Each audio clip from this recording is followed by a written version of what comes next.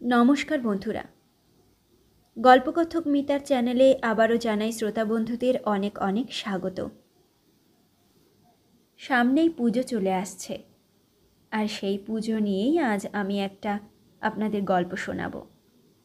যা হয় আর কি পুজোতে, ঠিক সেই কাহিনী আজ আমি পড়ে শোনাচ্ছি প্রচেত গুপ্ত রচিত এবার পুজোয় ছোট গল্পটি। আশা রাখবো আমার বন্ধুদের গল্পটি ভালো লাগবে। শুরু করছি বন্ধুরা আমার আজকের নিবেদন। অভিমান হলে এক একটা মানুষ এক এক রকম আচরণ করে। কেউ মুখ ঘুরিয়ে রাখে, কেউ উঠে চলে যায়। ছন্দার ঘটনা অন্যরকম। অভিমান হলে সে মুচকি মুচকি হাসে। মুচকি হাসলে এই কিশোরীটিকে বড় সুন্দর দেখায়, এখনো দেখাচ্ছে।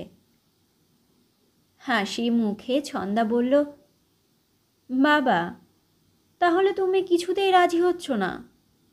এটাই তোমার ফাইনাল? কৃষ্ণেন্দু টিভি থেকে মুখ না সরিয়ে বলল, হ্যাঁ তাই, এটাই আমার ফাইনাল।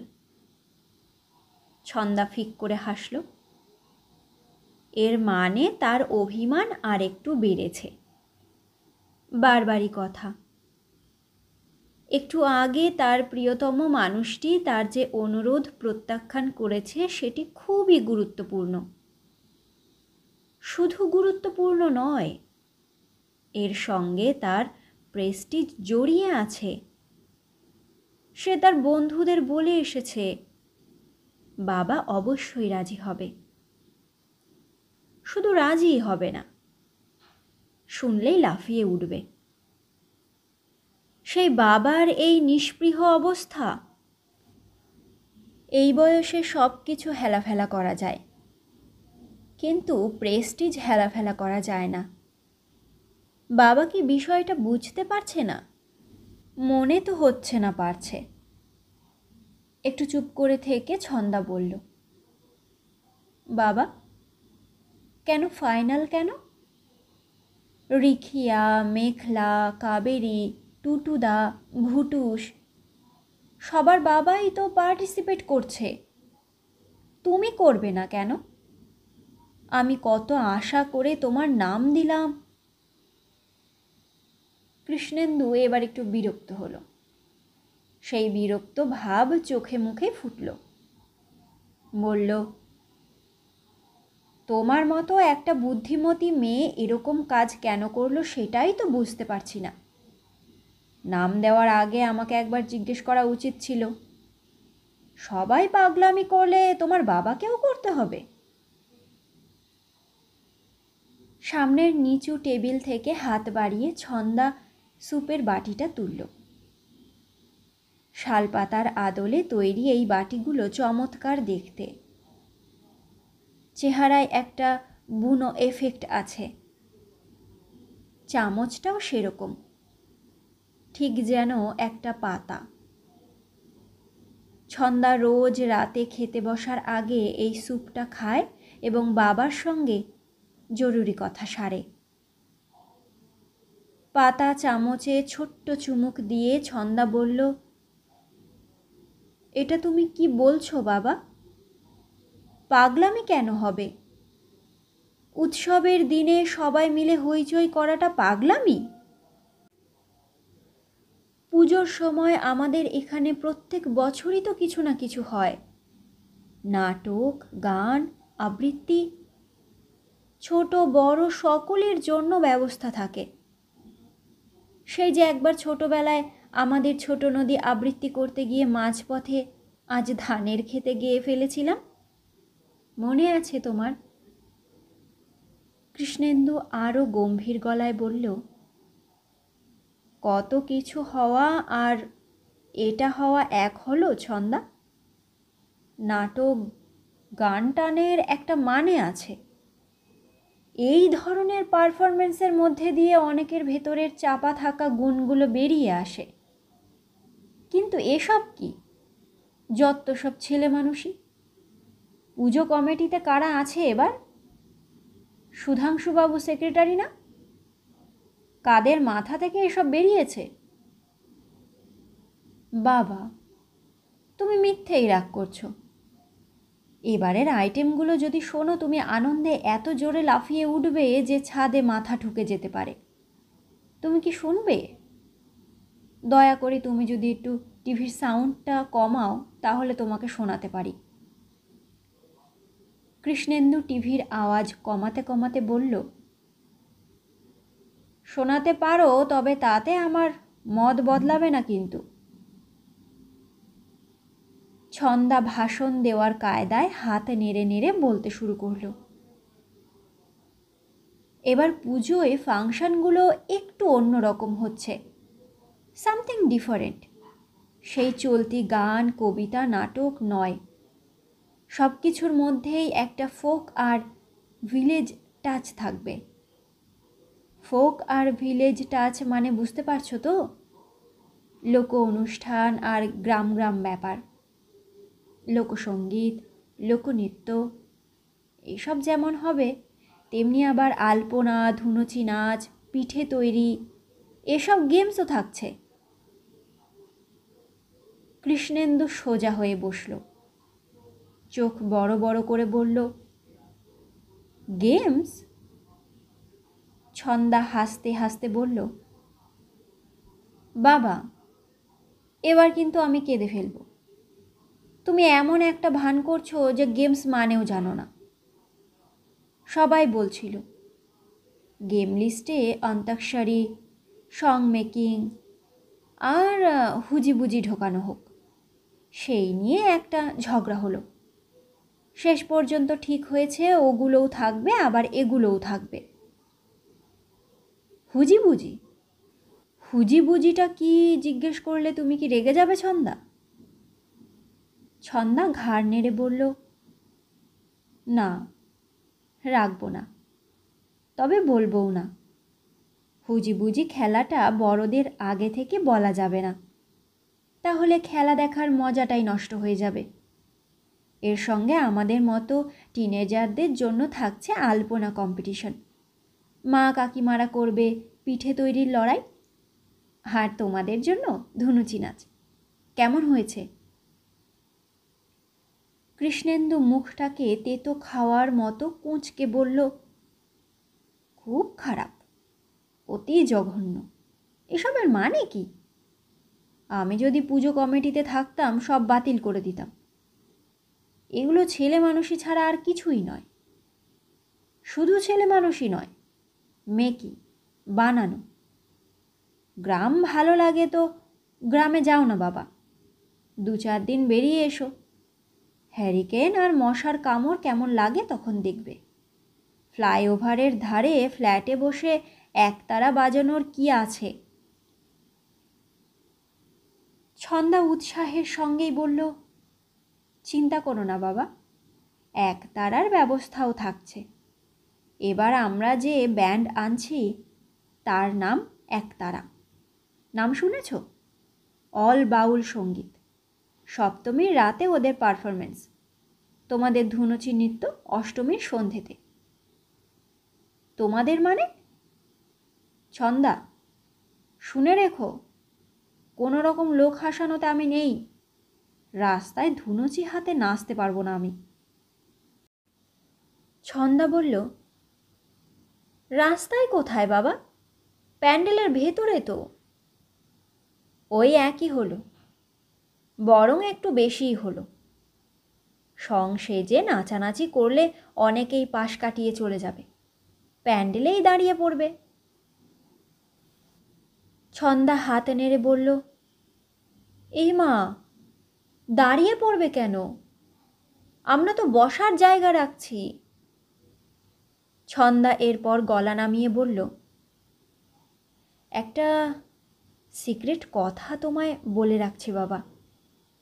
গোটা প্রোগ্রামটাই তপুদা হ্যান্ডিক্যামে ধরে রাখবে। পরে প্রত্যেককে একটা করে সিডি দেওয়া হবে, তবে বিনে পয়সায় নয়। সিডির দাম ঠিক হয়ে গেছে।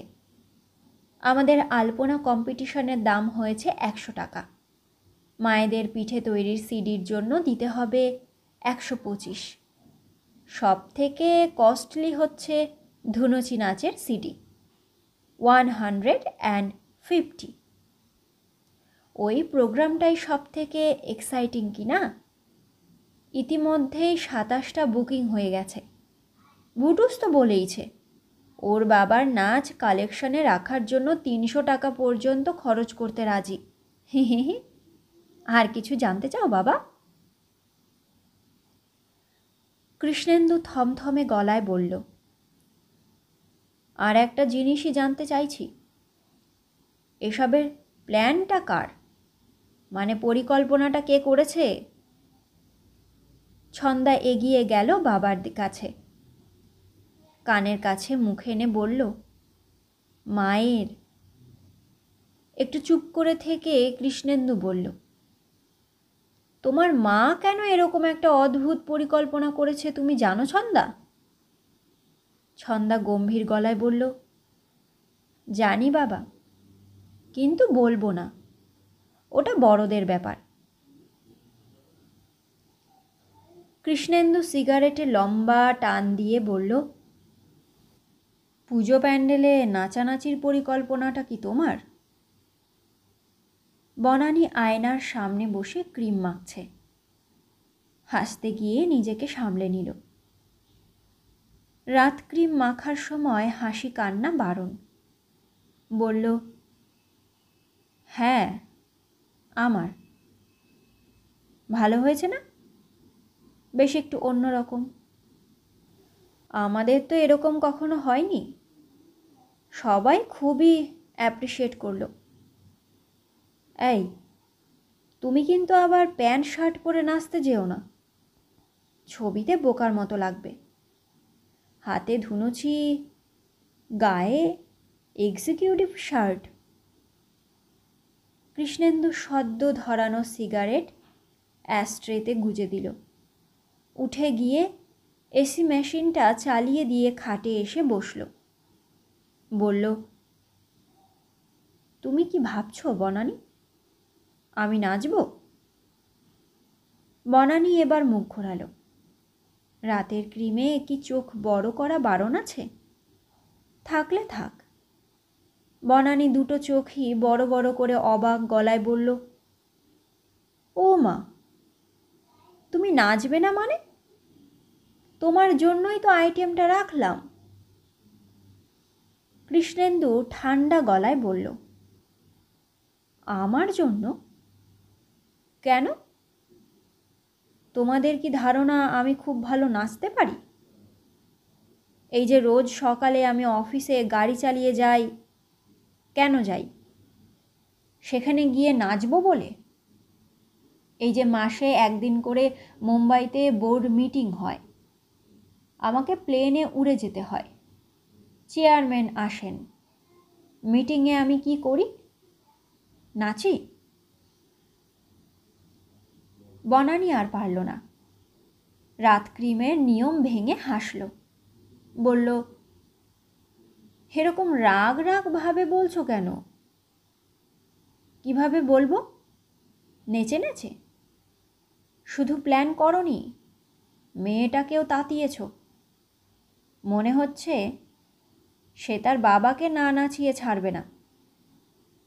চলো, ওই দিন আমরা কোথাও বরং ঘুরে আসি।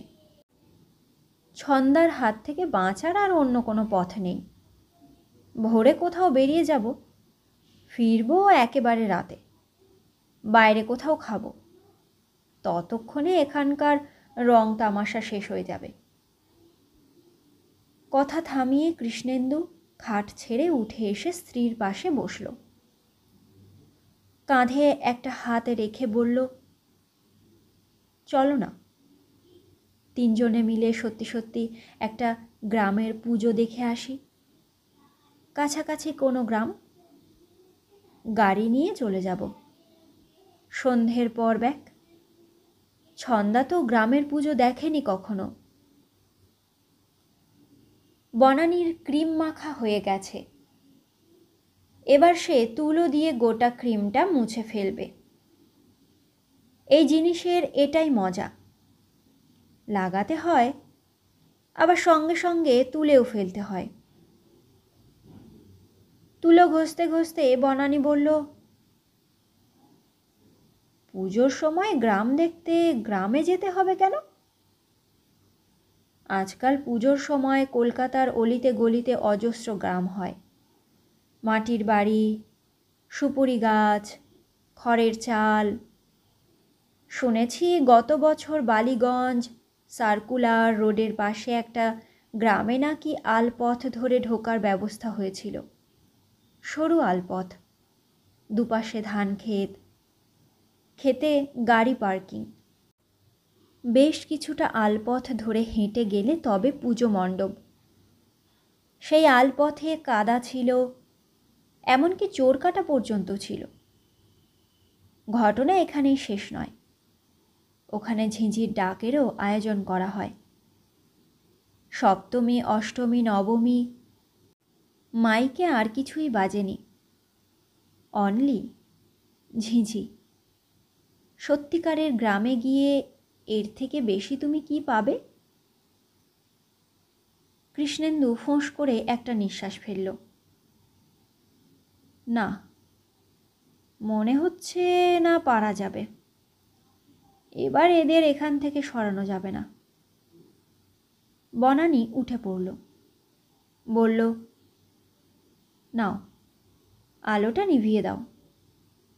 পুজোর কটা দিন আমি গ্রাম শহর কোথাও যাব না, এখান থেকে নড়ছি না। এত বড় একটা প্রোগ্রামের রেসপন্সিবিলিটি নিয়েছি, দায়িত্ব আগে না মজা আগে? এই শোনো, আমি না পিঠে তৈরি কম্পিটিশনে চিতই পিঠে বানাবো ঠিক করেছি। রবিবার ভবানীপুরে ছর্দির শাশুড়ির কাছে ট্রেনিং নিতে যাব। কীরকম হবে বলো তো? কৃষ্ণেন্দু ফিসফিস করে বলল, খুবই ভালো। শুধু একটা কথা বলো তো বনানী, ধুনুচি নাচের প্ল্যানটা তোমার মাথায় এলো কিভাবে? এসব ছেলে মানুষদের মানায়? বুঝতে পারছি, সেদিন আমাকে ফ্ল্যাট ছেড়ে পালাতে হবে। বনানী বিছানায় উঠতে উঠতেই বলল, তুমি বড্ড বাড়াবাড়ি করছো। এমন একটা ভাব করছো আমি যেন তোমাকে ধরে বেঁধে নাচাচ্ছি। তুমি বলেছিলে তাই। আমি বলেছিলাম? আমি কি বলেছিলাম? বনানী বালিশে মাথা রেখে পাশ ফিরল, গলা নামিয়ে বলল, তুমি সত্যি সব ভুলে যাও। সেই যে বিয়ের পরপরই এক রাতে বলেছিলে না, মনে নেই? ওই যে আমি তোমাকে গান শোনালাম, মনে পড়েছে? জানি পড়বে না। আমার কথা তোমার মনে পড়বে কেন? আমি গান করলাম, তুমি আহা উহু করলে, মনে পড়ছে? তারপর তুমিও বেসুরো গলায় একটা গান ধরলে। আমি বললাম খুব খারাপ হচ্ছে, চুপ করো। তখন তুমি বললে, গান না পারলেও তুমি নাকি খুব ভালো নাচতে পারো। স্কুল কলেজে পড়ার সময় পাড়ার পুজো প্যান্ডেলে ধুনুচি নিয়ে বলনি তুমি? এবার দায়িত্ব পেয়ে ভাবলাম, আরে তোমার ধুনুচি নাচ তো এখনো দেখা হয়নি, আইটেমটা ঢুকিয়ে দিলাম। যাক, অত ভাবতে হবে না, আমি ছন্দাকে বুঝিয়ে বলে দেব, ও তোমার নাম কেটে দেবে। এত চিন্তার কি আছে? ঘন নীল কোট প্যান্টের সঙ্গে হালকা মেরুন টাই, পায়ের বাদামি জুতো চকচক করছে আয়নার মতো। ফুরফুরে চুলে হাত বোলাতে বোলাতে অফিসের করিডর ধরে হেঁটে আসছে কৃষ্ণেন্দু। পাশে হাঁটছে তীর্থপতি সান্যাল। তারা সকালের ফ্লাইটে মুম্বাই এসেছে, একটু পরেই মিটিং। দুজনেই চাপা গলায় কথা বলছে। নিশ্চয়ই মিটিং শুরুর আগে জরুরি কিছু ঝালিয়ে নিচ্ছে। তীর্থপতি বলল, তারপর কি হলো স্যার? কৃষ্ণেন্দু বলল, আর কি হবে, একটা ধুনুচি হাত থেকে পড়ে গেল বলে তো আর থেমে যেতে পারি না। পুরনো ট্রিক্স অ্যাপ্লাই করলাম।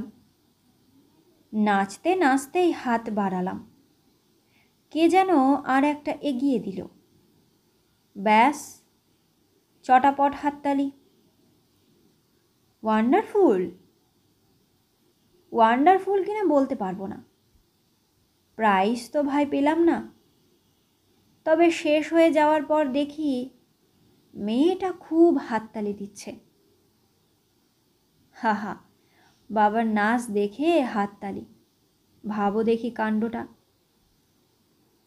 তীর্থপতি বলল, স্যার আমি তো অবাক হয়ে যাচ্ছি, কোনো জখম টখম ছাড়াই এই বয়সে এতক্ষণ ধরে নাচ?